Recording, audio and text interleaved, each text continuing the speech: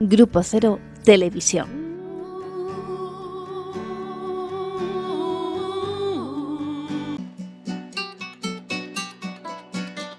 No estamos exactamente en ningún sitio. Somos esos arcángeles negros que solo aparecen para enfrentarse con la muerte. Muy buenas. Hola. Hola. Buenas. ¿Qué tal? Buenas. Bienvenidas a Poesía más Poesía número 302. Muy bien. Muy bien. Y hoy nos vamos de viaje. Nos vamos de viaje poético a Cuba, porque hoy les vengo a presentar la biografía y una selección de poemas del poeta Virgilio Piñera. No era un hombre alto, sí extraordinariamente delgado, con un andar breve, ligero, que abusaba de las puntas de los pies, como quien camina sobre celajes. Por las fotografías se conocen bien la frente amplia, la nariz curva, la barbilla exigua, los labios carnosos, que creaban lo que suponemos un perfil de halcón peregrino, un perfil dantesco. Las fotografías nos revelan, en cambio, el encanto de los ojos de un color entre el ámbar y el verde, con una mezcla de tristeza, melancolía inteligente y mordacidad. Las fotografías tampoco descubren la belleza de las manos de una extraña juventud. Si hubiera querido ocultarse y mostrar solo las manos, ustedes habrían creído que era un chico de 20 años. La inteligencia y, como consecuencia, el sentido del humor se enlazaba con la imaginación siempre excitada, rasgos que lo rejuvenecía aún más. Esto lo escribe un amigo de Virgilio Piñera. Virgilio Piñera fue un escritor, poeta, narrador y dramaturgo cubano. Nació el 4 de agosto de 1912 en la ciudad de Cárdenas, provincia de Matanzas, Cuba, y falleció de un infarto cardíaco el 18 de octubre de 1979 en La Habana. De padre agrimensor y madre maestra, su familia se traslada por razones de trabajo a Guanabacoa, en La Habana. En 1925 se va a mudar a Camagüey y ahí cursa el bachillerato.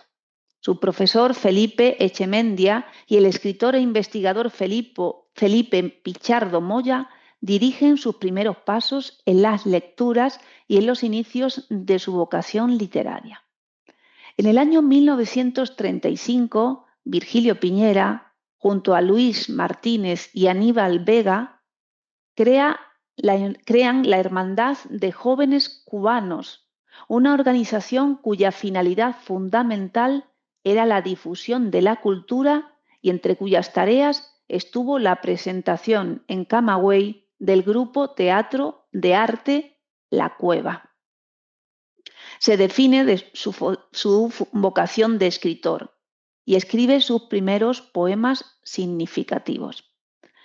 En el año 1937 se va a instalar en La Habana e ingresa en la Facultad de Filosofía y Letras de la Universidad de La Habana con matrícula gratuita, solicitada por él dada su precaria situación económica, expuesta en carta que dirigió a esa institución. En la antología La Poesía Cubana en 1936, que aparece en ese año y es compilada por Juan Ramón Jiménez, se incluye su poema El grito mudo.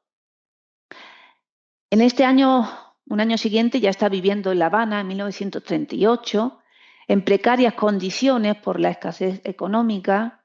Su primera aparición pública como poeta, o la más significativa en estos momentos, se realiza en la importante institución cultural Sociedad Liceum ese mismo año, con la lectura de un grupo de textos de gran calidad y la presentación de José Antonio Portuondo.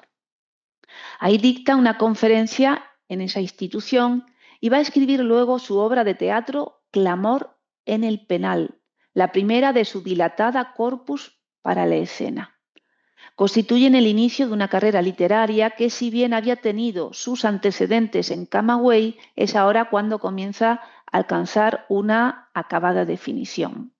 En 1939 da a conocer otros poemas en la revista Espuela de Plata, dirigida por el poeta José Lezama Lima, el crítico de arte Guy Pérez Cisneros y el pintor Mariano Rodríguez, una de las predecesoras del grupo Orígenes, junto a Verbum, anterior a Espuela de Plata. Nadie parecía, clavileño y poeta. Fue colaborador de la revista también, revista Grafos, y en 1940 va a escribir su cuento El conflicto. En el año 1941, Virgilio Piñera publica su primer poemario, que se llama Las Furias, en los cuadernos Espuela de Plata, de esa revista que hemos nombrado antes, y escribe una pieza teatral que va a ser representada en muchas ocasiones y que también se considera pues, importante. Se llama Electra Garrigó. ¿Acaso la mejor y más importante de todo su vasto repertorio teatral? Piñera ahí se acerca tanteando al mundo griego, parodiando esa tragedia griega. El autor es un formidable humorista. Utiliza una guantanamera como un coro griego y sus personajes son una gran abstracción que hablan un lenguaje falso y alamicado. Destaca la calidad literaria de la pieza, su teatralidad, la imaginación con que se ha recreado el mito helénico, el sentido parodial y cómico, el choteo que se escapa de los parlamentos, el ambiente en general de la tragedia, la espectacularidad. Y también pronuncia en la Sociedad Liceum, invitado por el investigador cubano José María Chacón y Calvo, su importante conferencia sobre Gertrudis Gómez de Avellaneda, la relevante poetisa, narradora y dramaturga cubana del siglo XIX. Vamos a empezar a conocer la obra poética, un fragmento de Virgilio Piñera. Comenzamos la ronda. Elegía así, a Mejera, a Mejera. Invito a la palabra que pasea entre perros su desierto ladrido. Todo es triste. Si con lustrosas hojas corona frente y senos, una fría sonrisa florecerá en la luna. Todo es triste. Después, los perros tristes comerán las hojas y ladrarán palabras de lustroso sonido. Todo es triste. Un perro invita a los jacintos en el río. Todo es triste. Con unadas palabras, con aperradas fichas, con dentadas hojuelas, hieren a las mudas doncellas los jacintos. Todo es triste. Crece la negra hierba con un rumor tranquilo, pero lustrosos filos acarician el ritmo. Todo es triste. Detrás de las palabras, las serpientes se ríen. Así, la sorda tierra no permite sonidos. Todo es triste. Ladra un ave celeste por el viento para alejar la muerte. Con flores de la noche la descubre. Con palabras de perro la seduce. Con una copa de tierra la sepulta. Todo es triste. Invito a lo terrosa palabra que perfora la vida y los espejos y el eco de su imagen dividido. Todo es triste. Crujientes, crótalos, cremosos crecían. Un juego de palabras con ladridos. Todo es triste. Un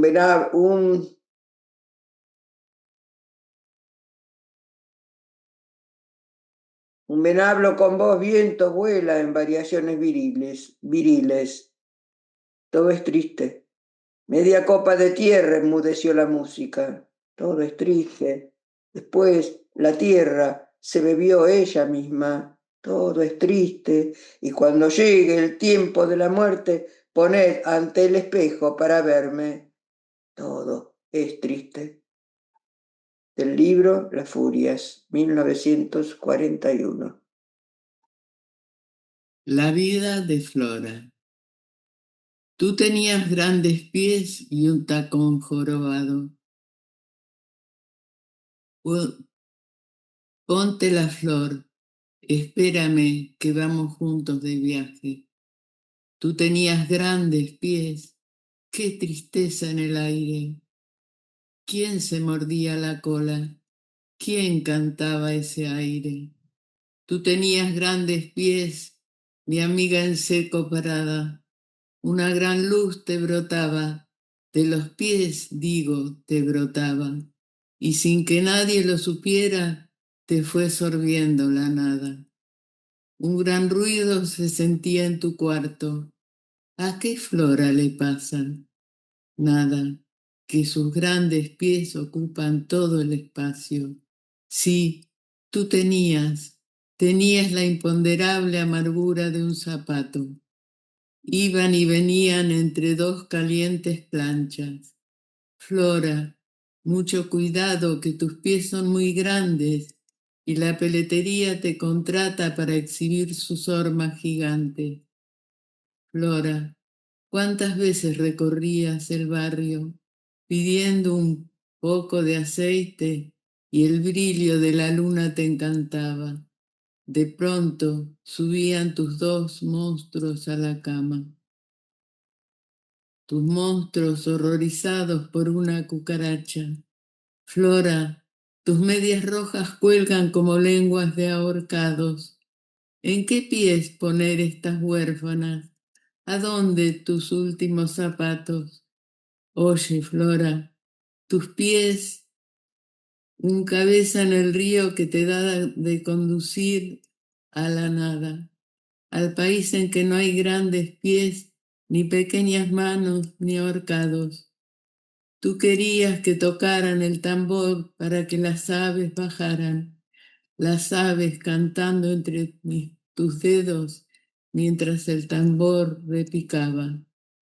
Un aire feroz, ondulado por la rigidez de tus plantas, todo eso que tú pensabas cuando la plancha te doblegaba. Flora, te voy a acompañar hasta tu última morada. Tú tenías grandes pies y un tacón jorobado.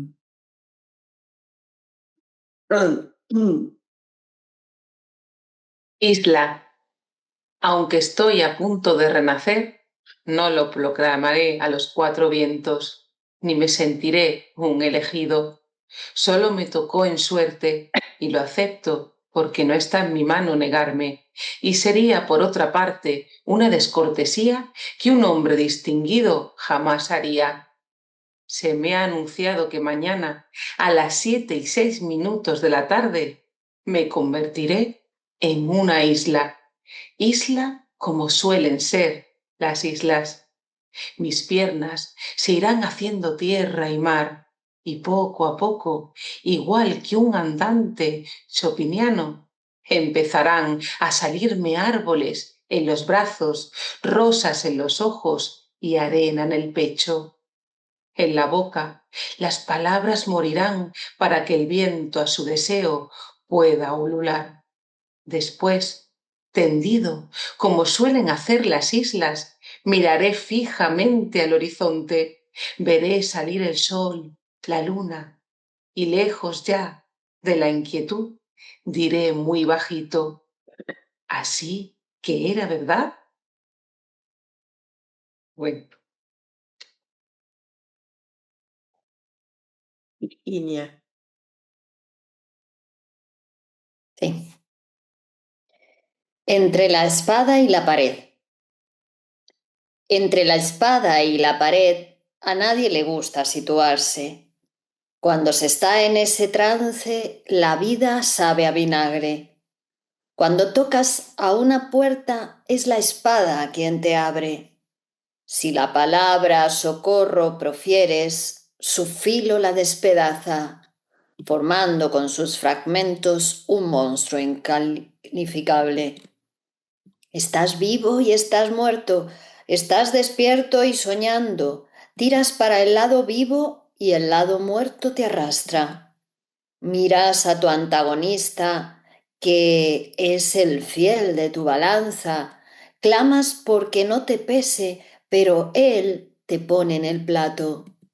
Ya tu corazón es polvo y tus entrañas espanto, y mientras el cielo brilla, se oscurece tu retrato. Después la pared se cierra como un telón de teatro. Ya tu acto se acabó. Me voy a tomar un trago.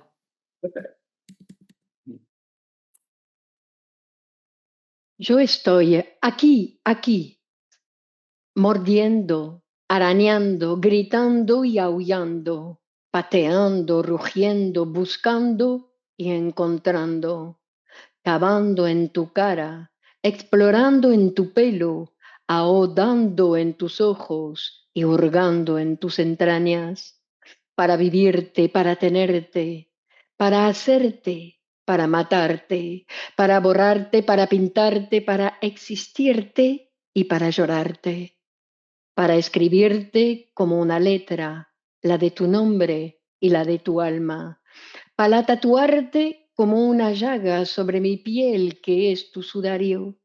No estoy aquí para decirte que estoy aquí para adorarte. Estoy aquí para decirte que yo soy tu alucinado. No estoy aquí para adorarte no te amará.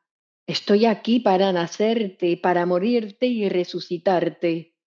Estoy aquí para hacerte a mi imagen y semejanza, de tal modo que ya no sepas de cuál de los dos es la imagen. Y si no puedo nacerte, y si no puedo resucitarte, haré entonces que tú me mueras para después resucitarnos.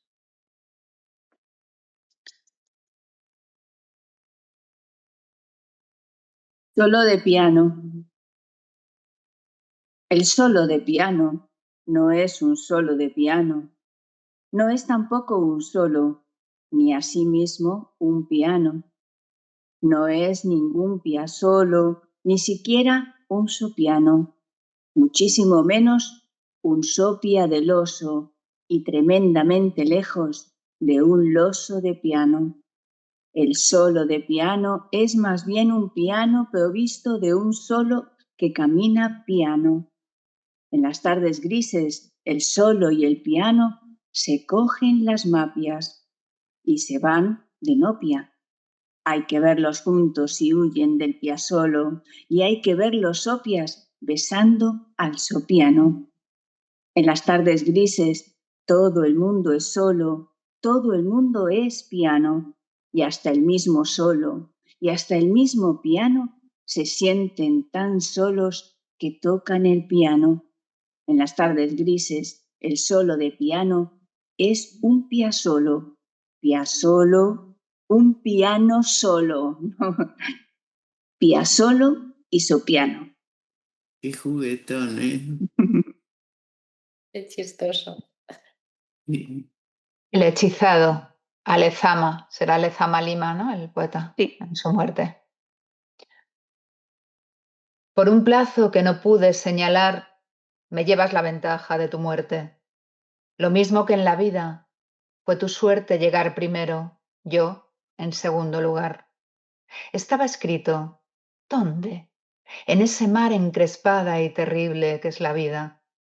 A ti primero te cerró la herida, mortal combate del ser y del estar. Es tu inmortalidad haber matado a ese que te hacía respirar para que el otro respire eternamente. Lo hiciste con el arma paradiso, golpe maestro, jaque mate alado. Ahora respira en paz, viva tu hechizo.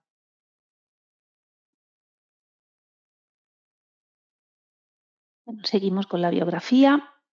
En el año 42, Virgilio Piñera dirige y funda la revista Poeta, que tiene una vida breve, solo 2 números, y donde da a conocer sus ensayos Erística de Valery y Terribilia Meditans, páginas de sumo interés por lo que nos revelan sobre el autor, su cosmovisión y sus preocupaciones en torno a los problemas de la escritura, un tema que le obsesionó toda la vida, según refiere en su autobiografía. cuando dice: para mí, escribir ha sido siempre una verdadera tortura. En Claliveño hace público su ensayo de la contemplación, una expresión a sí misma de sus más genuinas inquietudes acerca del artista y la obra de arte, antecedente de otro ensayo, mordaz en su implacable heterodoxia, titulado En el país del arte, que se va a publicar en la revista Orígenes. En el 43 publica su segundo y último número de la revista Poeta y aparece su extenso poema La isla en peso, un texto fundamental dentro de la historia de la poesía cubana del siglo XX y todo un paradigma de la obra piñeriana por la heterodoxia de su conceptualización, su antipoesía y la ruptura de los cánones de la lírica tradicional. Su intenso dramatismo, que emerge del envés de la realidad, de su visión del sinsentido de lo real, y marca importantes diferencias con respecto a las visiones de la insularidad que se observan en obras de José Lezama Lima, de Cintio Vitier y de Eliseo Diego, otros poetas cubanos.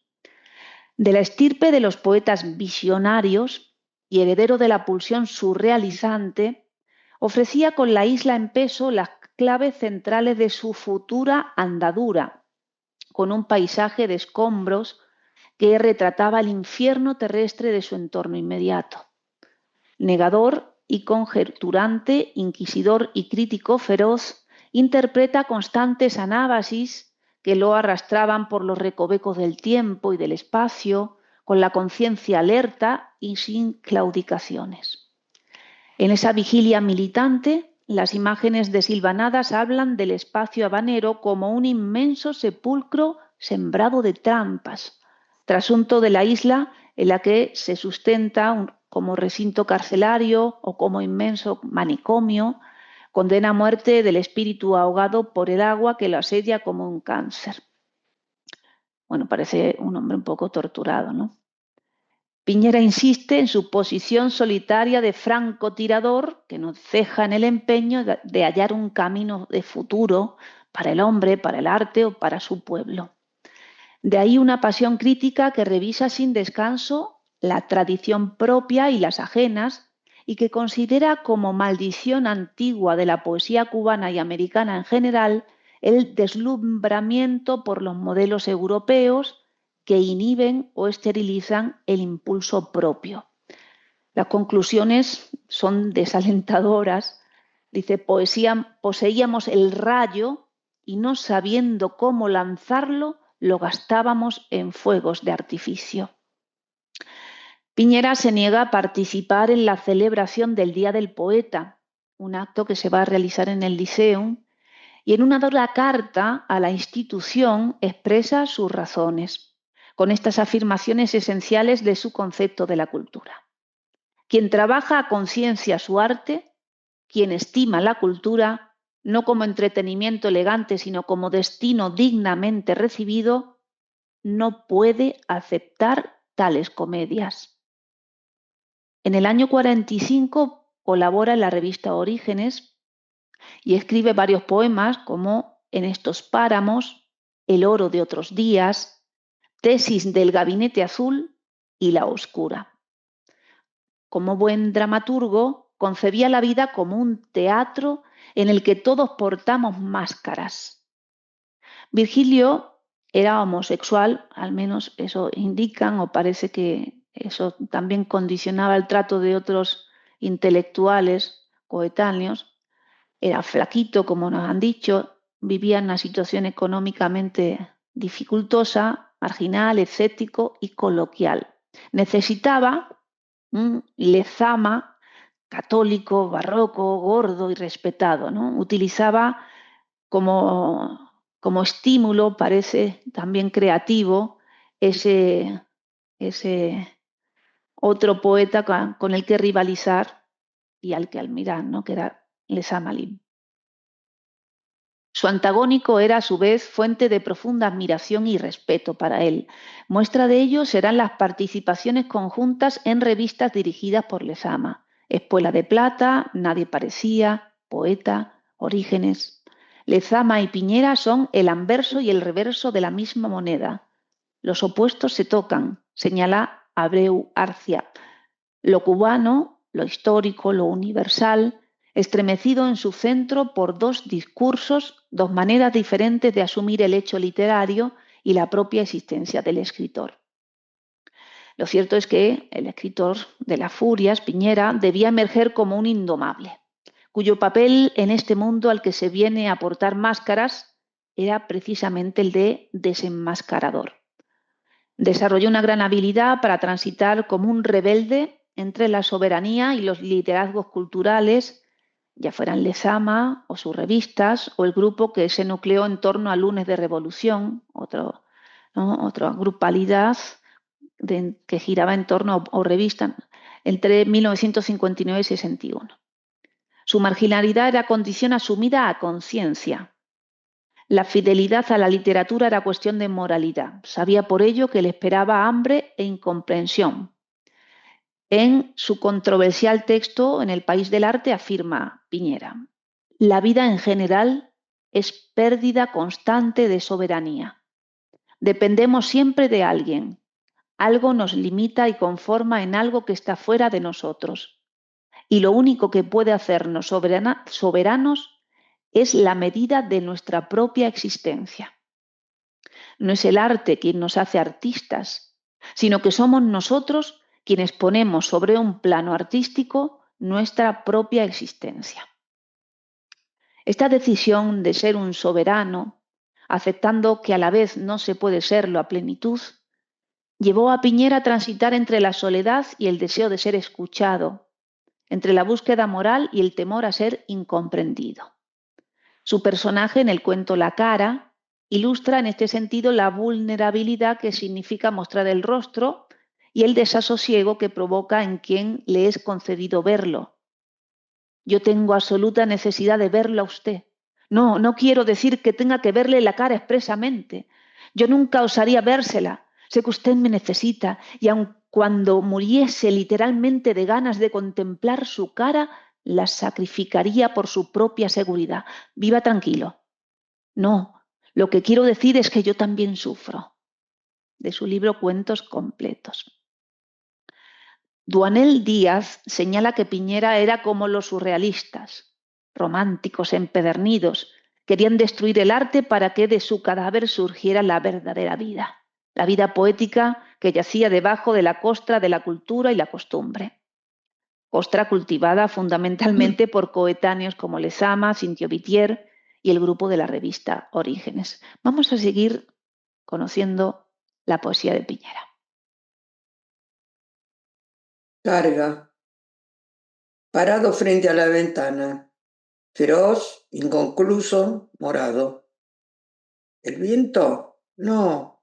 El murciélago abriendo con sus patas el aire. Pesadamente intento la maroma de la libertad levando el ancla. En el barrio, voces de esas mujeres chillando ante la aparición de la sangre de la doncella que vive en el piso de abajo.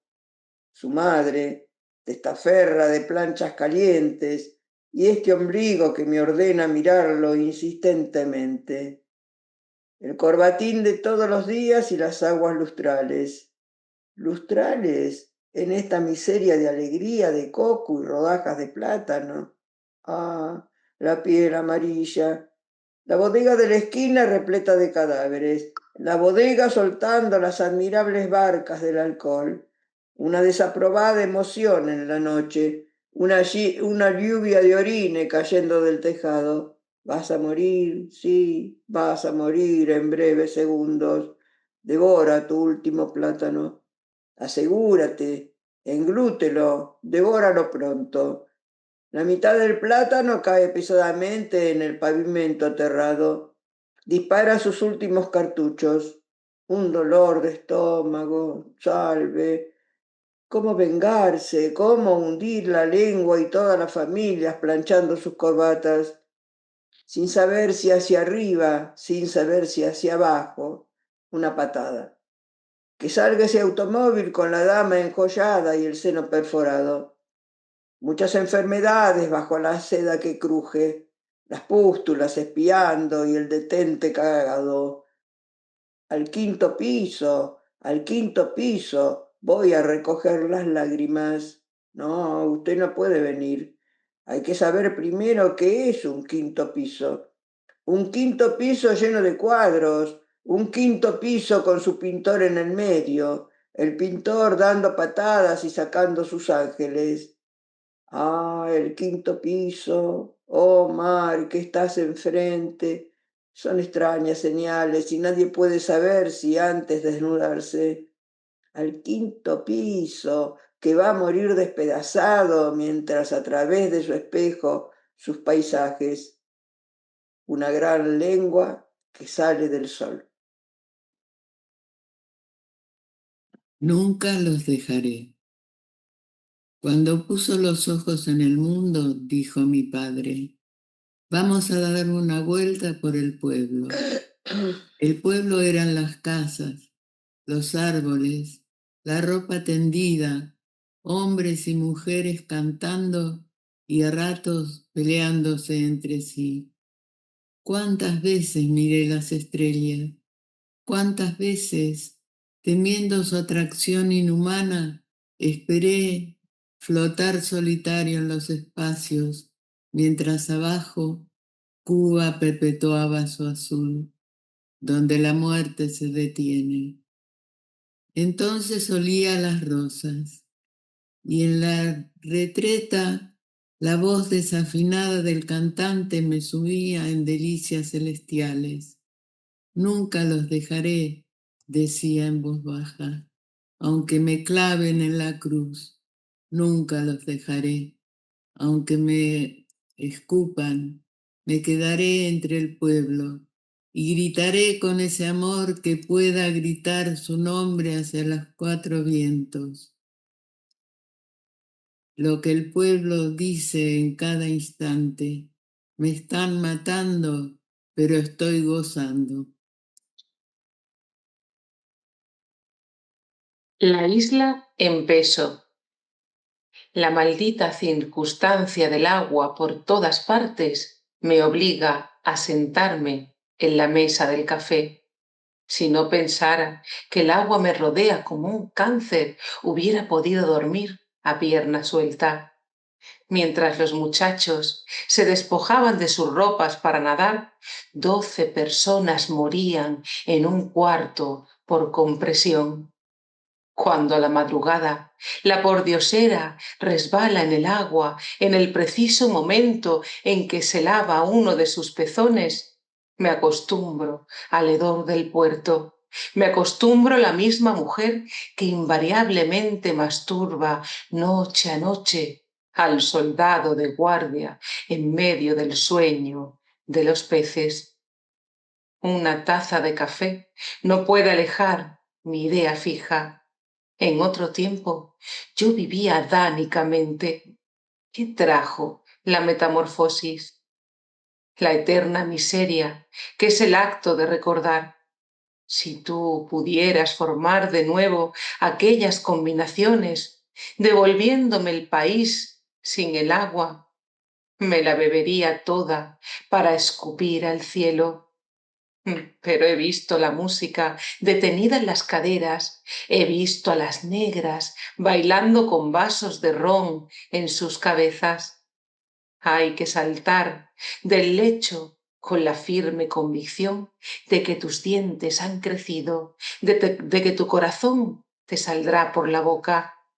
Aún flota en los arrecifes el uniforme del marinero ahogado.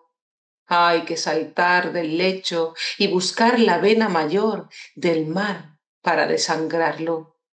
Me he puesto a pescar esponjas frenéticamente, esos seres milagrosos que pueden desalojar hasta la última gota de agua y vivir secamente. Esta noche he llorado al conocer a una anciana que ha vivido 108 años rodeada de agua por todas partes. Hay que morder, hay que gritar, hay que arañar. He dado las últimas instrucciones. El perfume de la piña puede detener a un pájaro. Los 11 mulatos se disputaban el fruto. Los 11 mulatos fálicos murieron en la orilla de la playa. He dado las últimas instrucciones. Todos nos hemos desnudado. Llegué cuando daban un vaso de aguardiente a la Virgen Bárbara, cuando regaban ron por el suelo y los pies parecían lanzas. Justamente cuando un cuerpo en el lecho podría parecer impúdico, justamente en el momento en que nadie cree en Dios. Los primeros acordes y la antigüedad de este mundo, hieráticamente una negra y una blanca y el líquido al saltar. Para ponerme triste, me huelo debajo de los brazos. Es en este país donde no hay animales salvajes. Pienso en los caballos de los conquistadores cubriendo a las yeguas. Pienso en el desconocido son del areíto desaparecido para toda la eternidad. Ciertamente, debo esforzarme a fin de poner en claro el primer contacto carnal en este país y el primer muerto. Todos se ponen serios cuando el timbal abre la danza. Solamente el europeo leía las meditaciones cartesianas. El baile es la isla rodeada de agua por todas partes, plumas de flamencos, espinas de pargo, ramos de albahaca, semillas de aguacate. La nueva solemnidad de esta isla. País mío, tan joven, no sabes definir. ¿Quién puede reír sobre esta roca fúnebre de los sacrificios de gallos? Los dulces ñañigos bajan sus puñales acompasadamente. Como una guanábana, un corazón puede ser traspasado sin cometer crimen. Sin embargo, el bello aire se aleja de los palmares. Una mano en el 3 puede traer todo el siniestro color de los caimitos, más lustrosos que un espejo en el relente. Sin embargo, el bello aire se aleja de los palmares. Si hundieras los dedos en su pulpa, creerías en la música. Mi madre fue picada por un alacrán cuando estaba embarazada. ¿Quién puede reír sobre esta roca de los sacrificios de gallos? ¿Quién se tiene a sí mismo cuando las claves chocan? ¿Quién desdeña ahogarse en la indefinible llamarada del flamboyant? La sangre adolescente bebemos en las pulidas jícaras. Ahora no pasa un tigre, sino su descripción. Las blancas dentaduras perforan la noche y también los famélicos dientes de los chinos esperando el desayuno después de la doctrina cristiana. Todavía puede esta gente salvarse del cielo, pues al compás de los himnos las doncellas agitan diestramente los falos de los hombres. La impetuosa ola invade el extenso salón de las genuflexiones.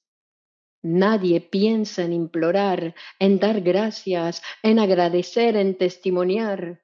La santidad se desinfla en una carcajada. Sean los caóticos símbolos del amor los primeros objetos que palpe. Afortunadamente desconocemos la voluptuosidad y la caricia francesa. Desconocemos el perfecto gozador y la mujer pulpo. Desconocemos los espejos estratégicos, no sabemos llevar la sífilis con la reposada elegancia de un cisne. Desconocemos que muy pronto vamos a practicar estas mortales elegancias.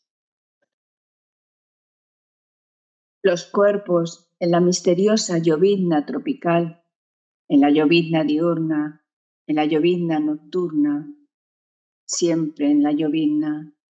Los cuerpos abriendo sus millones de ojos, los cuerpos, dominados por la luz, se repliegan ante el asesinato de la piel.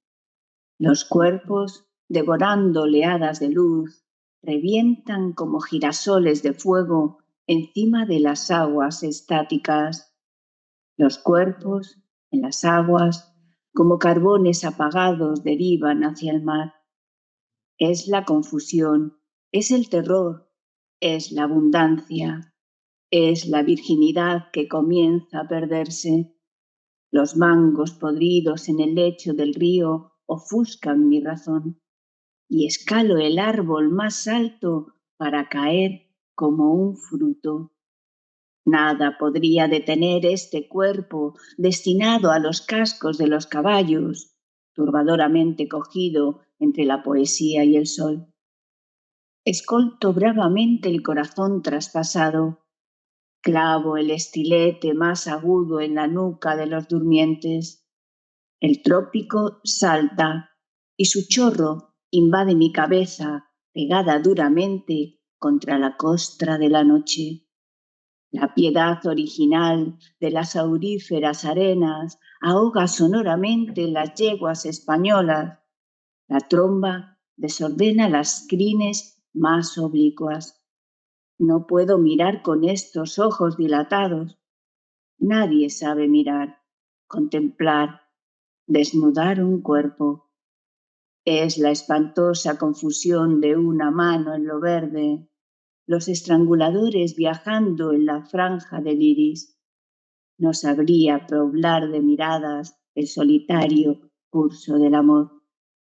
Me detengo en ciertas palabras tradicionales: el aguacero, la siesta, el cañaveral, el tabaco, con simple ademán, apenas si onomatopédicamente, titánicamente, paso por encima de su música y digo: el agua, la melodía, el azúcar, el humo. Yo combino. El aguacero pega en el lomo de los caballos, la siesta atada a la cola de un caballo, el cañaveral devorando a los caballos perdiéndose sigilosamente en la tenebrosa emanación del tabaco, el último gesto de los inmoneyes mientras el humo pasa por la horquilla como la carreta de la muerte, el último ademán de los siboneyes, y cavo esta tierra para encontrar dos ídolos, los ídolos, y hacerme una historia. Los pueblos y sus historias en boca de todo el pueblo. De pronto, el galeón cargado de oro se mete en la boca de uno de los narradores y Cadmo, desdentado, se pone a tocar el bongo. La vieja tristeza de Cadmo y su perdido prestigio. En una isla tropical, los últimos glóbulos rojos de un dragón tiñen con imperial dignidad el manto de una decadencia. Las historias eternas frente a la historia de una vez del sol. Las eternas historias de estas tierras paridoras de bufones y cotorras. Las eternas historias de los negros que fueron y de los blancos que no fueron. O al revés, o como os parezca mejor. Las eternas historias blancas, negras, amarillas, rojas, azules, toda la gama cromática reventando encima de mi cabeza en llamas, la eterna historia de la cínica sonrisa del europeo llegado para apretar las tetas de mi madre, el horroroso paseo circular, el tenebroso juego de los pies sobre la arena circular, el envenenado movimiento del talón que rehuye el abanico del erizo. Los siniestros manglares, como un cinturón canceroso, dan la vuelta a la isla. Los manglares y la fétida arena aprietan los riñones de los moradores de la isla. Solo se eleva un flamenco absolutamente. Nadie puede salir, nadie puede salir. La vida del embudo y encima la nata de la rabia. Nadie puede salir. El tiburón más diminuto rehusaría transportar un cuerpo intacto. Nadie puede salir. Una uva caleta cae en la frente de la criolla que se abanica lánguidamente en una mecedora. Y nadie puede salir. Termina espantosamente en el choque de las claves. Bueno, y el poema sigue, ¿eh? La isla en peso. Esto es un fragmento, el poema completo lo tendrán en la edición digital de la revista. Ok. Piñera, es cierto que renunció al reconocimiento, pero la marginalidad de su literatura no fue por opción. Las preocupaciones del poeta y dramaturgo obedecían más bien a un espíritu de época, a las reflexiones que abrieron camino a las estéticas de vanguardia, el desencantamiento, el teatro del absurdo y la filosofía existencialista como respuesta a la Primera y Segunda Guerra Mundiales. Le interesaba poner al descubierto el sinsentido de venir a morar el mundo, esa suerte de ínsula siempre autorreferencial, en la que no hay finalidad ni esperanza porque el trabajo, la reproducción y la muerte se repiten sin cesar, porque se está en la eterna cárcel del presente, desposeídos de singularidad y goce. No tengo sabido, alegres furias, esas islas por aguas ataviadas, donde hombres sombríos y suntuosos, furiosamente, sobre Dios se ríen. En febrero de 1946 viajó a Buenos Aires, donde residió con algunas interrupciones hasta 1958. Allí trabajó como funcionario del Consulado de Cuba, como corrector de pruebas y como traductor. En Buenos Aires hizo amistad con el escritor polaco Witold Gombrowicz y formó parte del equipo de traductores que llevaron a cabo la versión castellana de Ferdi Durque. También conoció a Jorge Luis Borges, a Victoria Ocampo, a Graciela Peirú y a José Bianco, quien prologó su volumen de cuentos, el que se llama El que vino a salvarme, publicado por la editorial Sudamericana. Continuó colaborando con la revista Orígenes, con cuentos, ensayos y reseñas críticas, y también trabaja como traductor, como hemos dicho. Vale, en el 48 va a estrenar esa obra Electra Garrigó, que se va a repetir en muchas representaciones en distintos lugares. Escribe Jesús, con la que ganó el segundo premio en el concurso teatral de la Academia de Artes Dramáticas, una importante institución de la capital, y escribe Falsa Alarma, una pieza considerada como la primera del teatro del absurdo en Hispanoamérica, antecedente incluso de la obra de Ionesco, La soprano calva. En febrero del 55, como hemos dicho, hay vueltas y idas a Buenos Aires. En el 55 vuelve y aparece en el primer número de la revista Ciclón, financiada y dirigida por José Rodríguez Feo, con quien Piñera tuvo una gran amistad. Después de separarse Piñera y Lezama del proyecto de Orígenes. En el 56 sale la edición de Cuentos Fríos en Losada, Buenos Aires. Publica reseñas en El Hogar, donde también colaboraba Borges. Lleva a escena La boda con la dirección de Adolfo de Luis. Piñera va a incursionar en el relato breve desde los 40 hasta poco tiempo antes de su muerte. Por lo general va a presentar una serie de argumentos simples cuya densidad va a recaer en la reflexión filosófica, a partir de un cuestionamiento figurado sobre el ser y el estar en el mundo. En el 60 se vuelve a representar Elena Garrigó en La Habana y se publica su teatro completo en ediciones R. Continúa colaborando en Lunes de Revolución, en la revista Casa de las Américas, da a conocer el primer capítulo de su novela Presiones y Diamantes, etc. En agosto viaja a Checoslovaquia y a Bélgica. Allí también publica varios cuentos. Se le considera el creador del teatro moderno cubano y varias de sus obras en distintos géneros integran el canon literario cubano. Fue un destacado traductor de obras de John Giono, Imme Madach, Charles Baudelaire y de Witold Gombrowicz, que hemos dicho que establó una amistad con él. En 1968 se le otorga el premio Casa de las Américas en el género teatro por Dos viejos pánicos.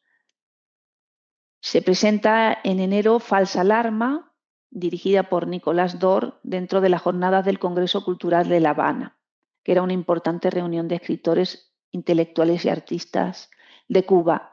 Durante sus últimos años continúa escribiendo y asiste a tertulias de amigos escritores que mantienen viva su creatividad y también su beligerante espíritu crítico. Va a fallecer el 18 de octubre de 1979 en La Habana de un infarto cardíaco. Intentó acudir al domicilio del doctor, pero al subir las escaleras del doctor no llegó con vida. Pocos pudieron asistir al entierro y no aparecieron notas necrológicas en los periódicos latinoamericanos. Ella dijo que años después su obra iba a ser considerada. Ya volverán las aguas a su lugar, solía decir él mismo. Hubo que esperar 5 años tras su muerte para que su obra comenzase la restitución de su figura. Cuenta Bilio Estevez que el último fin de año que celebró en el 78, cuando más duro era su ostracismo, exclamó bailando en medio de la sala que su centenario se celebraría por todo lo alto. En el año 2012, 100 años después de su nacimiento y sin su existencia física, Cuba organizó en junio el coloquio Virgilio Piñera tal cual. Se le dedicaron miles de páginas en libros, periódicos, suplementos y revistas. El mundo literario hispánico volvió a celebrar el nacimiento de ese escritor que murió a deshonra. Y para honrarlo, el Estado cubano creó un premio de teatro Virgilio Piñera. Bueno, va a dejar también en varias cajas de zapatos muchos textos que van a ser sus amigos, seguidores, los que lo van a ir publicando posteriormente. Y parece que también, bueno, al principio estaba más afín a la revolución y que luego va a desmarcarse de eso. Y bueno, y también va a haber un evento en el cual, bueno, pues va a tener problemas así con las autoridades y, bueno, cuestiones que sabemos, ¿no?, que son complejas. No sé si os parece leer la tercera ronda o os parece bien. ¿Sí? Pues vamos. Fuego. A José Lezama Lima. Por cielo y tierra siembras a los que, benigno, haces a ti, vuelan después con fuego que vuelve. Boecio, Metro, TX. Sea esa risa de sarmientos locos el danzarín reflejo de su muerte.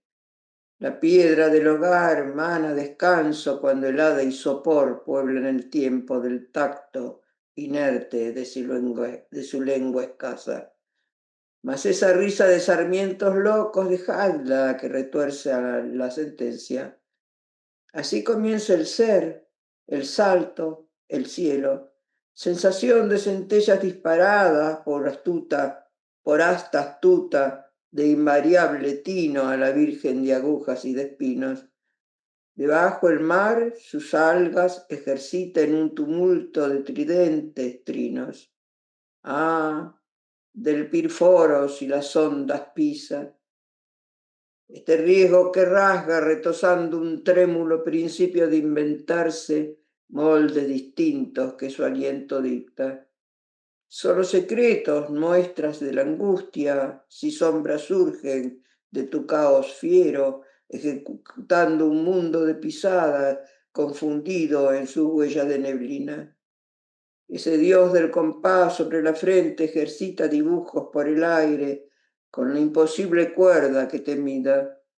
Geométricos ángeles circundan rumbos de testa y pie sin norte fijo a la brújula, bruja, rosa ausente. De esparto fatuo ángeles calan.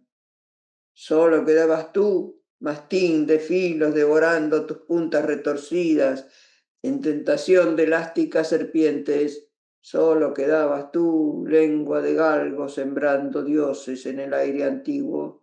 Solo quedabas tú, brillo de escamas, salamandra, sarmiento, zarza viva. Ahora El soberbio ojo asiste grave a un exacto peligro que vigila el imperioso tránsito de ortigas. Solo quedabas tú y esta severa duración en mitad de que te conquista, que te adormece las potencias suaves en un raudo volar de alta ceniza. 1940. ¿En qué año nació este? En el 1912. 2 o 3 elegancias. Con 2 o 3 elegancias de la moda, encantadoras elegancias, un drapeado por aquí, un pliegue por allá, se harán las piruetas necesarias para escapar a las trampas mortales. El aire que circula es divino. La tarde cae blandamente como un plumón de un cisne. Un helado, huérfano de la boca ávida, se derrite con su caramelo en la copa. Cuídate, esquiva con el drapeado y el pliegue esa mesa en que el helado se derrite. También sobre ella está el final de tu vida, mas con 2 o 3 elegancias puedes escapar. Escapa, desoye esos violines quejumbrosos, ellos te arrastrarán a sus antros. Luz, de modo que las elegancias los aniquilen, los disequen, abandonándolos a la entrada de un museo. Con 2 o 3 elegancias, óyelo bien, con 2 o 3, esquivarás a los que visten túnicas de plomo, a los que todo lo ven, menos las elegancias, a los que se confunden con la noche, a los que desoyen los dictados de la moda, por supuesto, peligrosa, esa que se compone de 2 o 3 elegancias para escapar a las trampas mortales. El poema es de 1972. Pegar. Parado frente a la ventana, feroz, inconcluso, morado. El viento, no, el murciélago, abriendo con sus patas el aire. Pesadamente intento la maroma de la libertad, levando el ancla. En el barrio, voces de esas mujeres chillando ante la aparición de la sangre de la doncella que vive en el piso de abajo. Su madre, testaferra de planchas calientes y este ombligo que me ordena mirarlo Este parece que insistentemente. lo hemos leído hace un rato. Este está Y repetido. me parece Sí, que sí. Yo. sí, sí, sí. Este está repetido. Primero Bueno. de todos. Sí, Sí, pues Bueno, sí. pero termina de leerlo, ¿no? vale. El corbatín de todos los días y las aguas lustrales en esta miseria de alegría de coco y rodajas de plátano. Ah, la piel amarilla, la bodega de la esquina repleta de cadáveres, la bodega soltando las admirables barcas del alcohol. Una desaprobada emoción en la noche, una lluvia de orines cayendo del tejado. Vas a morir, sí, vas a morir en breves segundos. Devora tu último plátano. Apresúrate, englútelo, devóralo pronto. La mitad del plátano cae pesadamente en el pavimento aterrado. Dispara tus últimos cartuchos. Un dolor de estómago. Salve. Cómo vengarse, cómo hundir la lengua y todas las familias planchando sus corbatas, sin saber si hacia arriba, sin saber si hacia abajo. Una patada, que salga ese automóvil con la dama enjollada y el seno perforado. Muchas enfermedades bajo la seda que cruje, las pústulas espiando y el detente cagado. Al quinto piso voy a recorrer las lágrimas, a recoger las lágrimas. No, usted no puede venir. Hay que saber primero qué es un quinto piso. Un quinto piso lleno de cuadros. Un quinto piso con su pintor en el medio. El pintor dando patadas y sacando sus ángeles. Al quinto piso, oh mar que estás enfrente. Son extrañas señales y nadie puede saber sin antes desnudarse. Al quinto piso, que va a morir despedazado mientras mira a través de un espejo sus paisajes, una gran lengua que sale del sol.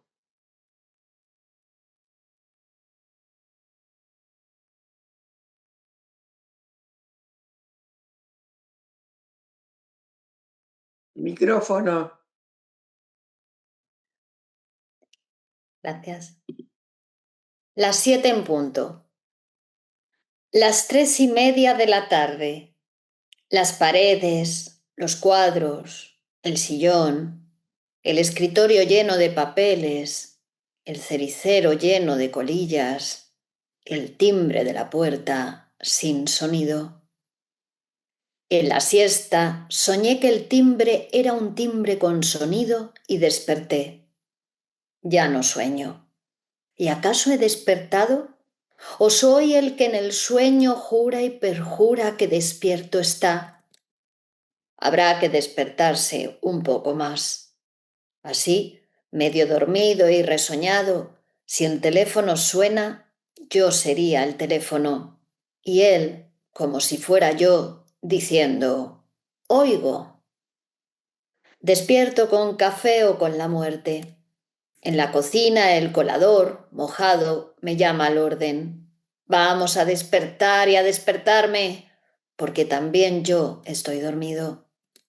Las paredes, los cuadros, el sillón, ahora son verdaderos y me siento, los cuadros miro, las paredes toco. ¿Te imaginas tú mismo mirando lo que has sido, sentado en algo que no sienta a nadie? Con vida aún, pero ya casi muerto, salgo de la cocina. Son las 4:10. Ahora a darme un duchazo. Entono letanías bajo el agua. Qué lejos de la vida, tan lejos que casi no estoy. Qué cerca de la muerte, tan cerca que casi no soy. A 1926, desde el baño lo veo con un panel que dice: «Me salvé de ir a clases. La maestra está enferma de los nervios». Me seco con cuidado. Un viejo que se cae, cae todo y en su caída arrastra la toalla en un coito final de grito y tumba. Ahora el desodorante, pero antes mira la hora en el reloj. Tenla presente en medio de tu infierno. Hacia el último norte, ella es tu brújula. Muerte, norte que mata los relojes. Encima de la cómoda hay una foto. Soy yo en el 28 en una playa. ¿Cómo estás tú?, le digo al personaje. ¿Fría el agua? Pero él no me responde. Entre el cielo y el mar se tiene ausente. Le digo que se acerca el postrer viaje, que se vaya vistiendo, que es inútil seguir en esa playa imaginaria. Pero él se queda en la fotografía. Las 5:20. Ahora la corbata. Ante el espejo los dos somos iguales mientras me hago el nudo. Los cuellos se disienten o contraen, los cuellos se distienden o contraen, las 4 manos ahorcan el presente, las 2 narices huelen el futuro, las 4 orejas oyen la sentencia y 2 pares de ojos ven 2 lenguas salir como ratones de sus cuevas. Vamos, apúrate, esperándote están, deja de contemplarte, perfecto el nudo está. Nunca más volverás a hacer otro mejor. Rápido, los pantalones, ahora el saco. Las 6:30. ¿Por qué puerta salgo? ¿Por esta que da al baño o por esa que al comedor separa de la sala? Vestido ya, las 7:20. Choco con las paredes, revuelvo las colillas con la mano derecha y con la izquierda me cojo la corbata. Tiro de ella, caigo de espaldas, me doy con el sillón. Se mece solo este sillón maldito. La lengua se me preña y pare lengua de idiota, toda envuelta en baba. Los ojos van a ser piedras preciosas, pero antes de brillar se apagarán. A mis oídos llegan las palabras que antes nunca escuché. Son de un idioma intraducible, son palabras. Las 7:00 y ni una hora más. Ahora ya me posé. Que entren los fotógrafos.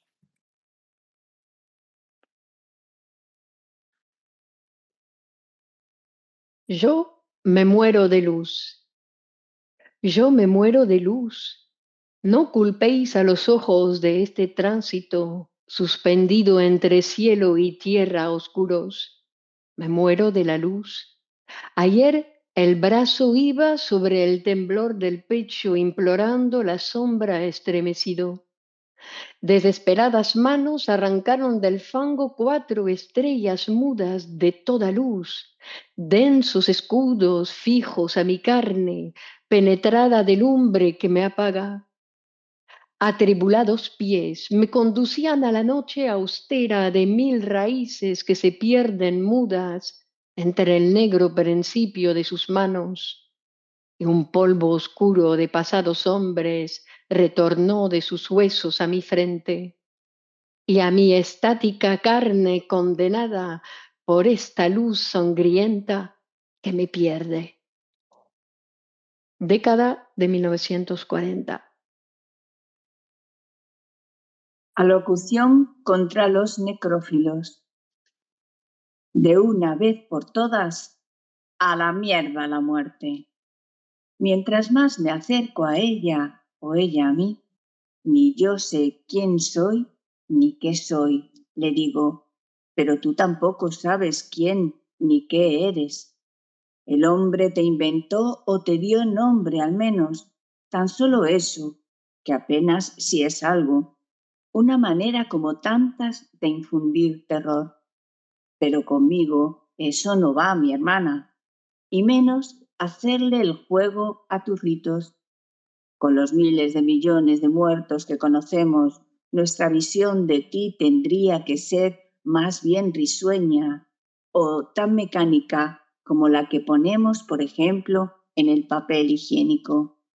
Si alguien osara, en una noche poblada de relámpagos, ululante el viento y todo el decorado de muerte chopiniana, si alguien osara, digo, en medio de los suspiros, coger al muerto por los cabellos, igual que a una peluca inservible, y decir con voz muy natural, ya no es como vosotros, y aquí, señores, no ha pasado nada, y siga la fiesta.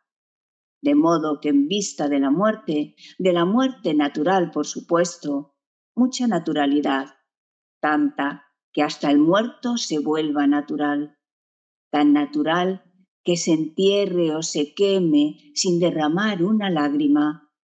Tenemos que reservarlas para cuando nos duelan las muelas. Y si digo la muerte natural, es porque las provocadas por la mano del hombre contra otro no han de ser lloradas por muerte, sino por vida que la vida no llegó a su hora. No practiquemos el culto de los muertos.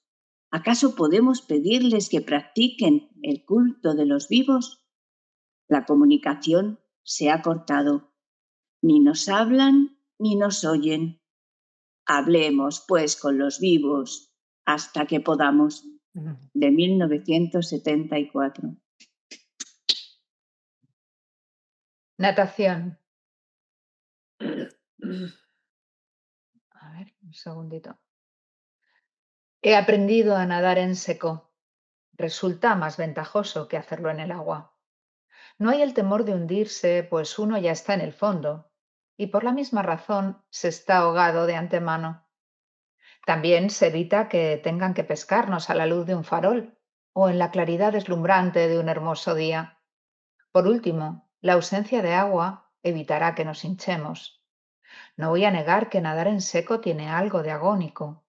A primera vista se pensaría en los estertores de la muerte. Sin embargo, eso tiene de distinto con ella, que al par que se agoniza, uno está bien vivo, bien alerta, escuchando la música que entra por la ventana y mirando el gusano que se arrastra por el suelo. Al principio, mis amigos censuraron esta decisión. Se hurtaban a mis miradas y sollozaban en los rincones. Felizmente, ya pasó la crisis. Ahora saben que me siento cómodo nadando en seco. De vez en cuando hundo mis manos en las losas de mármol y les entrego un pececillo que atrapo en las profundidades submarinas. 1957. Muy bien. Qué bien. Bueno, y esto preparé de Muy este bien. poeta y dramaturgo, ¿no? Que no Muy hemos bien. entrado en su... Bueno, sí. No estamos Bueno. Bueno, muy bien, exactamente muy bien. en Genial. Muchas gracias. Gracias. Estupendo. Es Seguimos muy la semana lindo. próxima. A ver Por dónde supuesto.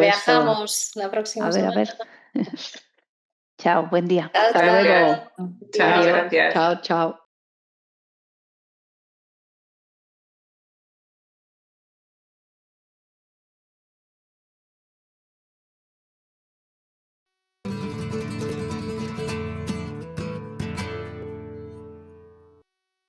Los problemas de salud mental son cada día mayores. Son necesarios profesionales cualificados. Te ofrecemos una cuidada formación en psicoanálisis impartida por psicoanalistas con más de 20 años de experiencia clínica y en formación continua en la Escuela de Psicoanálisis Grupo Cero. Súmate a un futuro brillante. Contacta con nosotros y reserva ya tu plaza en nuestro seminario.